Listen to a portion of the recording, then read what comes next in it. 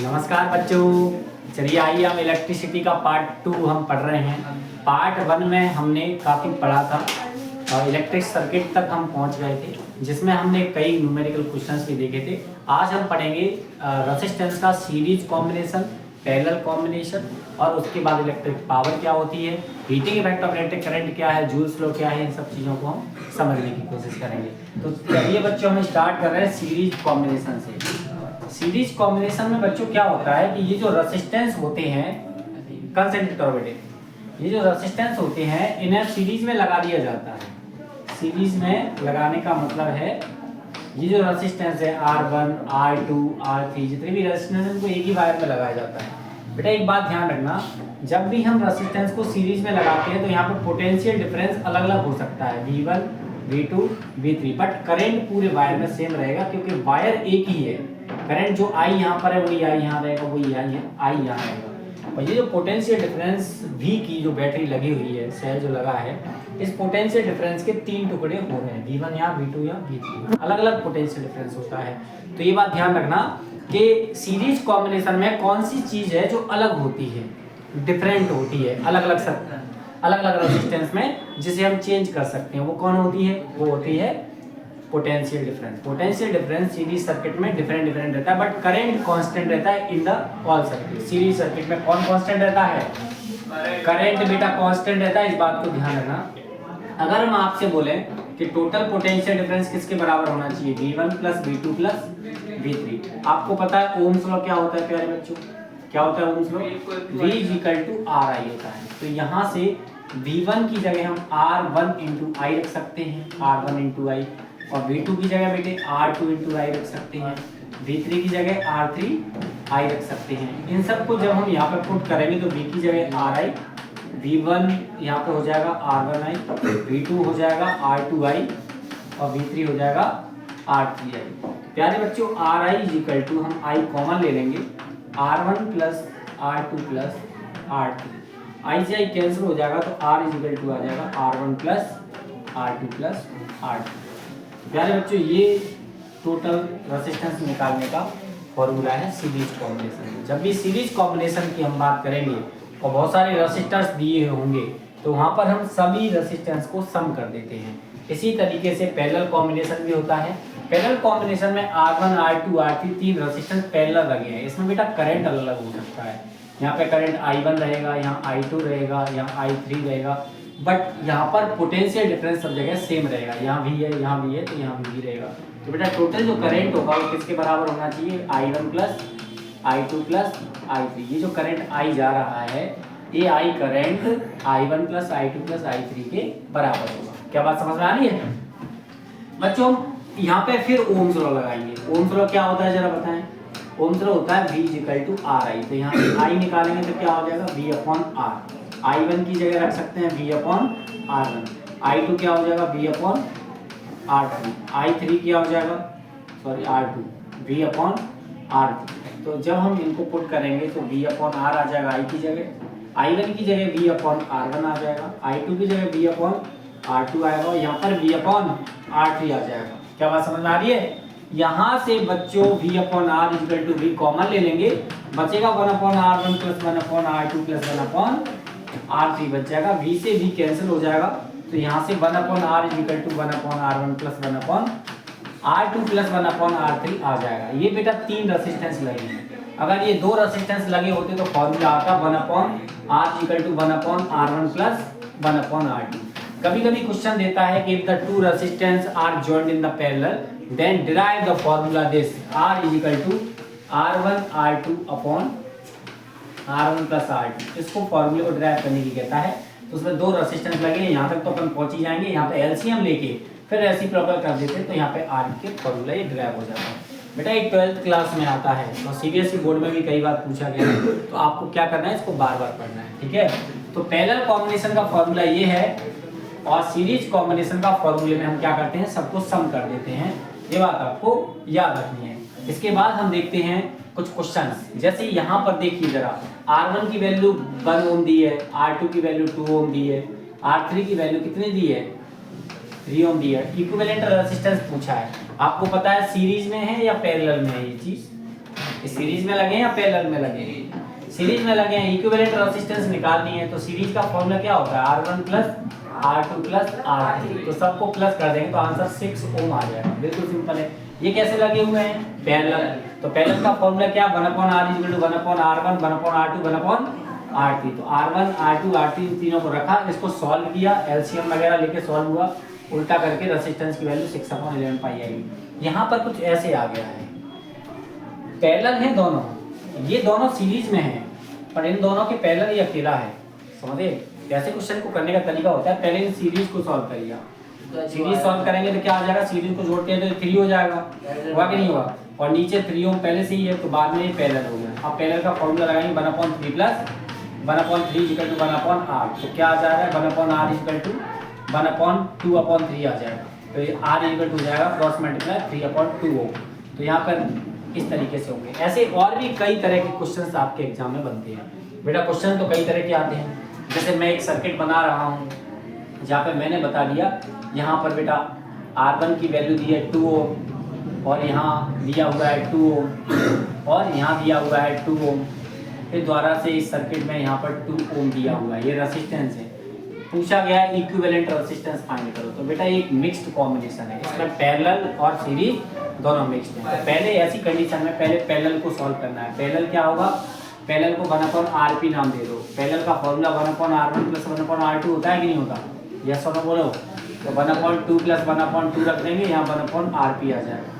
तो बेटा 2 एलसीएम आ जाएगा, 1 + 1 आ जाएगा, तो यहाँ 2/2 = 1। तो आरपी की वैल्यू सॉल्व करके ओवरऑल क्या आई? 1 ओम आई। इसको सॉल्व करके 1 ओम आया। मतलब इस डायग्राम को हम सीरीज में कन्वर्ट कर सकते हैं। सीरीज में कैसे होगा? यहाँ R1 की वैल्यू 2 ओम दी हुई है और ये इन दोनों को सॉल्व करके जो आया है वो आया 1 ओम और लास्ट में कितनी दी है? 2 ओम। तो क्या है? सीरीज में कन्वर्ट हो गया कि नहीं हो गया? अब सीरीज में कन्वर्ट हो गया। बीच में पहला लिखा था, क्या में कन्वर्ट हो गया? सीरीज में। तो जब ये सीरीज में कन्वर्ट हो गया तो अब रेजिस्टेंस निकालने के लिए सीरीज का फॉर्मूला होता है R1 + R2 + R3। सभी को जोड़ देते हैं। तो जोड़ दीजिए 2 + 1 + 2। तो आंसर क्या है? 5 ओम। तो टोटल 5 ओम आंसर है। समझे? अब बच्चों क्वेश्चन कैसे आता है ध्यान देना। वो पूछ रहा है कि इसी सर्किट के अंदर हमने यहाँ पर एक बैटरी लगा दी और बैटरी लगाई है 12 वोल्ट की। कितने वोल्ट की लगा दी? 12 वोल्ट की बैटरी लगा दी और यहाँ पर एक अमीटर लगा दिया। वो पूछ रहा है अमीटर की रीडिंग बताओ कितनी होगी। तो अमीटर क्या बताता है? अमीटर किसकी रीडिंग दिखाता है? अमीटर करंट की रीडिंग दिखाता है। आपको रेजिस्टेंस तो निकल गई है, पोटेंशियल डिफरेंस ये दिया हुआ है, तो करंट निकल जाएगा कि नहीं निकलेगा? तो यहाँ से ओम्स लॉ लगा के निकाल सकते हो। ओम्स लॉ क्या होता है प्यारे बच्चे बताओ? ओम्स लॉ होता है V = R। आपको पता है V कितना दिया हुआ है? सर V दिया हुआ है 12 वोल्ट, रेजिस्टेंस 5 ओम आई है, करंट हमें निकालना है तो करंट की वैल्यू आ जाएगी 12/5 एम्पियर। ये करंट निकल के आ गया। अब वो पूछ रहा है इसमें करंट इतना है, इसमें करंट इतना होगा, इसमें भी इतना ही होगा, सब जगह सेम रहेगा। यहाँ करंट कितना जाएगा बता सकते हैं आप? इस वायर में अमीटर लगाए एक अलग से, इसकी वैल्यू कितनी होगी? क्या करंट सेम रहेगा अलग अलग रहेगा? वैसे अलग अलग हो सकता है लेकिन यहाँ पर रेजिस्टेंस सेम है 2 ओम, तो सेम ही जाएगा। मतलब 1 एम्पियर के 2 पार्ट हो जाएंगे।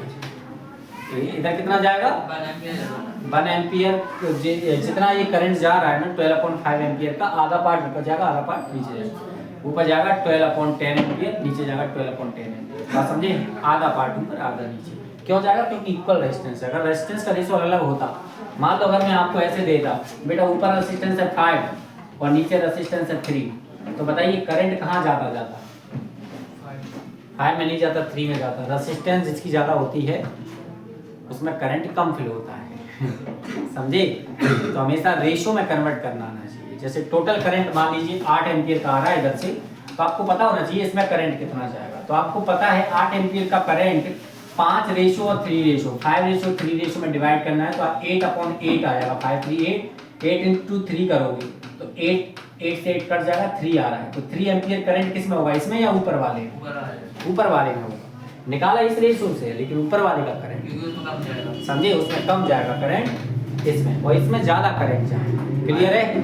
बोलो हाँ है ना? इस तरीके से आप रेशियो में कन्वर्ट करके आप करंट निकाल सकते हैं। अगर बीच में मीटर कहीं भी लगा हो, अगर मैंने कहा यहाँ पर मैंने वोल्ट मीटर लगा दिया प्यारे बच्चे, क्या लगा दिया? वोल्ट मीटर लगा दिया। वोल्ट मीटर भी, वोल्ट मीटर क्या बताता है? पोटेंशियल डिफरेंस को बताता है। यहाँ सीरीज में लगा दिया, वोल्टमीटर हमेशा सीरीज में लगाते हैं। बताइए वोल्टमीटर की रीडिंग क्या होगी? तो यहाँ पर पोटेंशियल डिफरेंस निकालना पड़ेगा। आप यहाँ की रेजिस्टेंस कितनी है बेटा, तो यहाँ का करंट कितना दिया हुआ है, करंट यहाँ पर वही रहेगा, तो यहाँ पर है वही करंट यहाँ रहेगा, क्योंकि सीरीज कॉम्बिनेशन आ रहा है यहाँ पर। समझे? सीरीज कॉम्बिनेशन में क्या चीज़ है जो सेम रहती है प्यारे बच्चों? करंट सेम रहता है। जो यहाँ करंट है वही इन दोनों का करंट मिला के होगा, वही यहाँ अकेला करंट होगा कि नहीं होगा? तो यहाँ पे करंट हमें पता है, करंट कितना है यहाँ पर? करंट है यहाँ पर 12/5 एम्पियर। और यहाँ पर जो पोटेंशियल डिफरेंस हमें निकालना है, रेजिस्टेंस यहाँ की 2 ओम है, तो यहाँ पे ओम्स लॉ लगा देंगे, R = V/I, V = R I। V पूछा है तो रेजिस्टेंस 2 है, I कितना है? इतना 2 का इंटू कर तो 24/5 पोटेंशियल डिफरेंस आ जाएगा। क्या बात समझ में आ गई? ऐसा क्वेश्चन आ जाए, कहीं भी वोल्टमीटर लगाए, कहीं भी अमीटर लगाए, कहीं भी कुछ भी लगाते, आप ऐसे क्वेश्चन को आराम से बना सकते हैं, कोई ज़्यादा बड़ी बात नहीं है। चलिए क्वेश्चन है, इसमें एक 3 ओम दिया हुआ है, 3 ये पैरेलल है कि नहीं है? ये इनके सीरीज में है और ये पैरेलल है। बताइए कैसे करेंगे? पहले पैरेलल को सॉल्व करेंगे। पैरेलल कैसे सॉल्व होगा? 1/3 + 1/3 + 1/3, इसको 1/RP मान लो। RP 3 एलसीएम आ जाएगा, 1 + 1 + 1 क्या आ रहा है? 3/3। तो यहाँ पे RP की वैल्यू क्या आ रही है? RP की वैल्यू आ रही है 1 ओम आ रही है। यहाँ पर 5 दी है, इसको करेंगे सॉल्व तो 1/4 + 1/6 आएगी कि नहीं आएगी? = 1/RP डैश मान लो इसको। 6 4 का एलसीएम कितना होगा बच्चों? कितना होगा? 12 होगा। 4 3 = 12, 3 + 2 तो 5/12 आ रहा है। ये RP 1/RP है, तो RP निकालने के लिए क्या करेंगे? इसको उल्टा कर देंगे, तो क्या हो जाएगा? 12/5 एम्पीयर का करंट फ्लो होगा। तो सॉरी रेजिस्टेंस होगी ओम की। इसकी रेजिस्टेंस कितनी आई? 12/5। इसकी रेजिस्टेंस कितनी आई? 1। और बीच में कितनी दी है? 5। तो ये सीरीज में कन्वर्ट हो गया। सीरीज में करें तो इसको सॉल्व करके जो आया वो था 1 और बीच में जो दिया हुआ है 5 और इसको सॉल्व करके आया 12/5। अब ये सीरीज में कन्वर्ट हो गया तो रेजिस्टेंस निकालना बड़ा आसान है, 1 + 5 + 12/5। तो यहाँ पर 5 एलसीएम आ रहा है, अपॉन 1/1 5 एलसीएम आएगा कि नहीं आएगा? बताओ बच्चों, 5 एलसीएम आ जाएगा तो 1 का 5 का इंटू 1 से तो क्या आ जाएगा? 5 + 5 का 25 + 12। इसको सॉल्व करोगे तब जाके आंसर आपका आ जाएगा। कितना आ रहा है? 5 × 7 7 और 5 12, सही है? कैरी 1 42/5, ठीक है? 8.4 ओम रेजिस्टेंस है 2 पूरे। अब इसमें कुछ भी पूछे बता सकते हैं, कुछ भी पूछे बता सकते हैं, एवरीथिंग। आपको यहाँ मीटर लगा दिया जाए ना, उसकी रीडिंग आप बता देंगे, लेकिन उसके लिए पहले करंट निकालना पड़ेगा। इस सर्किट में पोटेंशियल डिफरेंस कौन सी बैटरी से इसको जोड़ा गया है, तो बैटरी से जोड़ा गया, उसका पोटेंशियल डिफरेंस दिया हो तो करंट निकाले ना, पूरी सर्किट का करंट। तो पूरी सर्किट का करंट जो है वो इसमें होगा, पर यहाँ अलग अलग होगा, तो उस हिसाब से निकाले ना। जो भी पूछे हम निकाल सकते हैं बेटा। बहुत ही सिंपल तरीके के क्वेश्चन इसमें आते हैं, आपको कुछ नहीं करना। चलिए हम पढ़ते हैं heating effect of electric current. जब भी किसी वायर से इलेक्ट्रिक करंट को गुजारते हैं तो वो हीट में कन्वर्ट हो जाता है। Work done on a charge in the conductor is convert into the heat energy. This phenomena is called heating effect of electric current. आपने हीटर तो देखा ही होगा, हीटर में जैसे ही हम करंट गुजारते हैं तो हीटर हमें टेम्परेचर देने लग जाता है, हीट प्रोड्यूस करने लग जाता है, जिससे हम पानी वानी गर्म कर सकते हैं। तो ये सब हीट किस वजह से प्रोड्यूस हुई? करंट की वजह से प्रोड्यूस हुई, इसलिए हम इसे क्या कहते हैं? Heating effect of electric current. इसके कुछ फॉर्मूले हैं बेटा। हीट निकालने के लिए पावर इनटू टाइम करना पड़ता है, या तो पावर इनटू टाइम कर दो, या फिर एनर्जी निकालने के लिए डायरेक्ट वर्क डन निकाल दो। क्या निकाल दो? Work done. और वर्क डन होता है पोटेंशियल डिफरेंस के फॉर्मूले में, V बराबर होता है वर्क डन अपॉन चार्ज। तो वर्क डन हो जाएगा V × चार्ज, तो वर्क डन VQ हो जाएगा। अब यहाँ पे आप चाहें तो कुछ भी लिख सकते हैं। वर्क डन क्या है यहाँ पर? VQ। V की जगह ओम्स लॉ से क्या लिख सकते हैं? RI लिख सकते हैं। Q की जगह आपको पता है करंट बराबर होता है चार्ज/टाइम, तो Q बराबर हो जाएगा करंट × टाइम। जब इन दोनों को यहाँ पे रखोगे तो ये फॉर्मूला आ जाएगा I²RT। समझे? I²RT फॉर्मूला आ जाएगा। ये भी हीट का फॉर्मूला है, ये हीट का फॉर्मूला है VIT। तो ये सब फॉर्मूले बेटा हीट के हैं। एग्जाम में कभी कभी आ जाता है कि हीट का इनमें से कौन सा फॉर्मूला नहीं है, तो इन फॉर्मूलेज की जरूरत पड़ती है हीट में। जैसे इस पर बेस्ड क्वेश्चन आते हैं। ये जूल साहब ने लॉ दिया था, इसे हम जूल थर्मल लॉ कहते हैं। देखो मैं बताता हूँ जूल थर्मल लॉ क्या होता है। According to this law the heating of the heat produce in resistor R resistors में कितनी हीट प्रोड्यूस होगी? When current I current flow हो रहा है through the time T time के लिए हो रहा है तो क्या एक्सप्रेशन है, ये है H बराबर जो हीट प्रोड्यूस होगी प्यारे बच्चे वो होगी कितनी I²R²। यहाँ से एक बात पता चली कि जो हीट प्रोड्यूस होती है वो डायरेक्टली प्रोपोर्शनल होती है किसके, स्क्वायर ऑफ द करंट के। Heat produce is directly proportional to the resistance, heat produce is directly proportional to the time at which current is flow. कितने टाइम के लिए करंट दिया गया है, जितना टाइम के लिए ज्यादा करंट दोगे उतना हीट ज्यादा प्रोड्यूस होगी। सही है गलत है? मान लो करंट 2 सेकंड के लिए दिया है तो हीट कम बनेगी, करंट अगर सुबह से शाम तक चलता रहे तो हीट ज्यादा बनेगी। सिंपल सी बात है। इसके कुछ लॉ है बेटा, एप्लीकेशन है कि इनकी जरूरत कहाँ पड़ती है। इलेक्ट्रिक हीटर बनाने में इसका जरूरत पड़ता है, इलेक्ट्रिक आयरन बनाने में जरूरत पड़ता है, ब्रेड माइक्रो ओवन जो बनता है इसी पे बेस्ड है बेटा, माइक्रो ओवन भी तो इसी पे काम करता है, माइक्रो ओवन में ब्रेड पक जाता है। Heat effect of electric current पे काम करते हैं ये सब। ठीक है बच्चों, चलिए इलेक्ट्रिक पावर पढ़ते हैं। बेटा इलेक्ट्रिक पावर क्या होती है? इलेक्ट्रिक पावर होती है electric energy consume, electric energy passing through the electric circuit in unit time. कितने टाइम में कितनी एनर्जी पास हुई, समझिए कितने टाइम में। द रेट ऑफ लिखा हुआ है, the electric power is the rate per unit time at which the electric energy transferred by an electric circuit. तो ऐसा यूनिट पावर की क्या होती है बेटा, वॉट होती है। इसे हम जूल पर सेकंड कहते हैं। 1 वॉट का मतलब क्या होता है, क्वेश्चन आता है, तो इसे हम जूल पर सेकंड कहते हैं। एनर्जी की यूनिट जूल होती है, टाइम की सेकंड होती है, तो जूल पर सेकंड को ही 1 वॉट कहा जाता है। ये बात आपको याद रखना। जैसे पावर का एक फॉर्मूला V आई है, पावर का एक फॉर्मूला I²R है, पावर का एक फॉर्मूला V²R है। ये पावर के डिफरेंट फॉर्मूले हैं, ये भी आपको याद रखने हैं। ठीक है बच्चों, इसके बाद कुछ एक चीज और है, टॉपिक सिंपल सा टॉपिक है, commercial unit of energy. Energy की वो यूनिट जिसका हमारे घरों में यूज होता है उसे बोलते हैं कमर्शियल यूनिट ऑफ एनर्जी, और वो हमेशा kWh में होती है। किस में होती है, kWh में। तो 1 किलोवाट को अगर हम वॉट में चेंज कर दें और आवर्स को सेकंड में चेंज कर दें तो ये चीज जूल में चेंज हो जाएगी। तो 1 किलोवाट आवर्स में 3.6 × 10⁶ जूल होते हैं प्यारे बच्चों। और kWh को हम यूनिट भी कहते हैं, एक यूनिट बिजली का बिल। मतलब 1 किलोवाट के बल्ब को, 1 किलोवाट की कोई भी चीज अगर 1 घंटे के लिए चला जाए तो 1 यूनिट बिजली का बिल बन जाता है। आई बात समझ में? ऐसे कई क्वेश्चंस हैं जो हमें करने चाहिए। जैसे एक क्वेश्चन दिया हुआ है प्यारे बच्चे, देखो जरा ध्यान से देखो सब बच्चे। एक क्वेश्चन है, find the energy in kWh। kWh में एनर्जी फाइंड करनी है, कंज्यूम्ड इन 10 आवर्स, 10 आवर्स में by 4 devices of power 500 watt. Power कितनी दिया बेटा बताओ? 500 वॉट पावर दी है। और कितनी डिवाइसेस हैं टोटल? टोटल डिवाइसेस कितनी है? 4 डिवाइसेस है। आपको पता है अगर आपको एनर्जी निकालनी है, क्या निकालनी है? एनर्जी होती है पावर इनटू टाइम। पावर दिया हुआ है 500 वॉट में, अपन हमें किलोवाट आवर्स में निकालनी है, उसको किलोवाट में चेंज करेंगे तो 0.5 किलोवाट हो जाएगा। समझे? समझे कि नहीं समझे? ये पावर कितनी है बेटे? पावर दी है 0.5 किलोवाट और टाइम दिया है 10 आवर्स में दिया हुआ है। इसको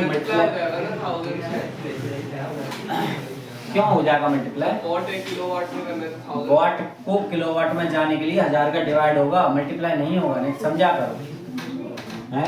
1 किलोवाट में 1000 वॉट होते हैं, तो वॉट से किलोवाट में जा रहे हैं तो 1000 का डिवाइड होता है।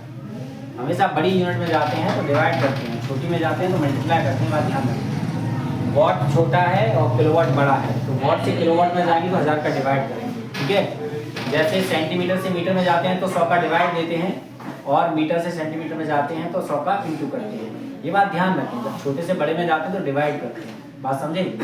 ठीक है, देखो बच्चों 5 जूल आ गई एनर्जी, पर ये एक बल्ब की है, एक डिवाइस की है, सभी की है। ये सिर्फ एक डिवाइस की है। आपको निकालनी है 4 कितनी डिवाइसेस? 4 डिवाइसेस। 4 डिवाइसेस के लिए निकालने के लिए 4 का इंटू 5 से कर दो, कितनी जूल एनर्जी आ जाएगी? सॉरी जूल नहीं है, kWh में है। किसमें है? kWh में। 4 5 20 kWh एनर्जी आ जाएगी। क्या बात समझ में आ रही प्यारे बच्चों? कोई दिक्कत? इसी तरह बच्चों ये क्वेश्चन है, ये क्वेश्चन आप ट्राई कीजिएगा। बहुत अलग अलग तरह के बल्ब हैं, इसमें लिखा हुआ है 2 बल्ब हैं, एक का 1.5 वॉट है और 2 फैंस हैं 60 वॉट के। तो इसकी पावर अलग निकालेंगे, इसकी पावर अलग निकालेंगे। पावर किलोवाट में निकाल के कितने टाइम के लिए वो चल रहा है, तो मंथ में कितना बिजली बिल आएगा ये आपको निकालना है। ठीक है, if the bulbs and fans are used for an average of 10 hours each day, हर एक डे में 10 आवर्स चल रहा है तो एक मंथ का निकालना है। समझ गए क्या नहीं समझे? बेटा पहले दो बल्ब का निकालो। एनर्जी दो बल्ब में कितनी होगी? एनर्जी बल्ब में होगी, दो बल्ब में 100 वाट मतलब 0.1 किलोवाट के हो गए। कितने टाइम के लिए चल रहे हैं? एवरेजली 10 आवर्स के लिए चल रहे हैं। इसका मल्टीप्लाई करेंगे 10 to the 22 तो 2 kWh आ जाएंगे एनर्जी। इसी तरह फैन कितने हैं? दो फैन है 60 वाट के हैं। तो अगर मैं फैन की एनर्जी निकालूं कितनी कंज्यूम कर रहे हैं एनर्जी, तो क्या करेंगे प्यारे बच्चों? हम 2 का मल्टीप्लाई करेंगे क्योंकि 2 फैंस हैं। कितने वाट के हैं? 60 तो 0.06 किलोवाट हो जाएगा। टाइम कितना है? 10 आवर्स के लिए डेली चल रहे हैं। तो 10 का इंटू 2 से करेंगे 20 हो जाएगा। 20 का 6 से करेंगे कितना आ रहा है? 20 इंटू 6 6 2 12 120 तो कितना आएगा समथिंग? क्या 1.2 kWh बिजली का बिल बनाएगा फैन। बल्ब इतना बिल बना रहा है, फैन इतना बिल बना रहा है डेली का। आपको निकालना है मंथ का। कितने? 30 डेज का निकालना है। तो 30 डेज का निकालना है मंथ का। तो क्या करें? ये टोटल एनर्जी कितनी हो रही है इन डे? बच्चों total energy in a day, एक दिन में टोटल एनर्जी कितनी है? तो 1.2 प्लस 2 तो कितना आ रहा है? 3.2 kWh एनर्जी है एक दिन में। अगर आपको 30 दिन का निकालना है तो 3.2 इंटू 30 डेज का इंटू कर देना। कितना हो जाएगा? 3 2 6 96 यूनिट बिजली का बिल बनेगा। या kWh में लिख लो या यूनिट में लिख लो। इस टाइप के क्वेश्चन है बच्चों। एक बहुत ही स्पेशल क्वेश्चन है, इसे मैं होमवर्क में दे रहा हूँ, आप लोग इसे ट्राई करें। नहीं आया तो मुझे बताएं, मैं नेक्स्ट वीडियो में इस क्वेश्चन को करवा दूंगा। ये होमवर्क में इसलिए दिया है, स्पेशल क्वेश्चन है, this is the special question. तो चलिए प्यारे बच्चों, जिसको ये PDF चाहिए, ये लिंक है टेलीग्राम की, इस पर आप जाएं, क्लिक करें, मैं डिस्क्रिप्शन में शेयर कर दूंगा, आप उस पर जाइएगा। जो भी आपके डाउट्स हैं, जो भी प्रॉब्लम्स हैं, आप मुझसे शेयर कर सकते हैं। ओके बच्चों, bye bye, take care, see you.